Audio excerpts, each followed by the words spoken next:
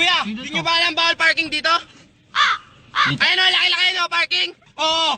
Akin ang lisensya nyo. Sir naman, pasensya na. Wala ka na magsalita, akin ang lisensya mo. Teka muna, sir.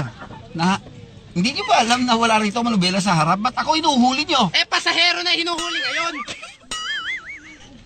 Ganun ho ba ngayon? Ganun ho ba ang regulasyon ngayon? Pasahero na? Oo. Eh bakit hindi niyo ho tanungin yung driver? Ang laki. Hindi, magpapalit kami.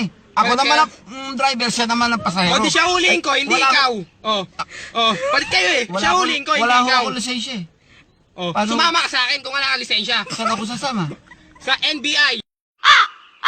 O ba kayo, pulis o NBI? NBI, Bakit bago. hindi kayo naka-uniforme? Kasi, secret agency ako. Ganun ho ba? Eh, paano ho gagawin natin? Hindi ho ba pwede mareglo to? Hindi. Ay, pambihira naman kayo. Eh, tatawagan ko yung aking... Huwag ka na tumawag, sumama ka sa akin.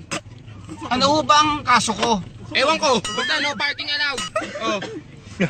Wala ho ako nababasang no Ay, parking laki dyan, laki sir, oh. eh.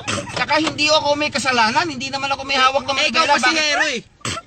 Ako nga akong pasahero pero hindi ako nag-parking dito. Eh, ikaw pasahero. Kung di dahil sa'yo, hindi siya magpa-parking dito.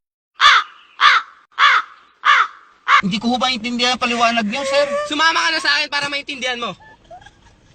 Eh, ano ho gagawin ko kung sasama ako sa inyo? Eh, di pupunta tayo doon. Ano ho ba hinihingi niyo? Lisensya. Eh, wala ho akong lisensya. Sumama ka sa akin. Ay, sus. Pambihirang batas to. Sino ho ba nagsabi sa inyo ng batas na yan?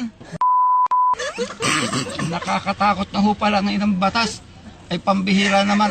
Ay, nasa ho ba ang lugar ito? Baka pwede ho akong medyo, talaga ho bang dadalhin niyo ako?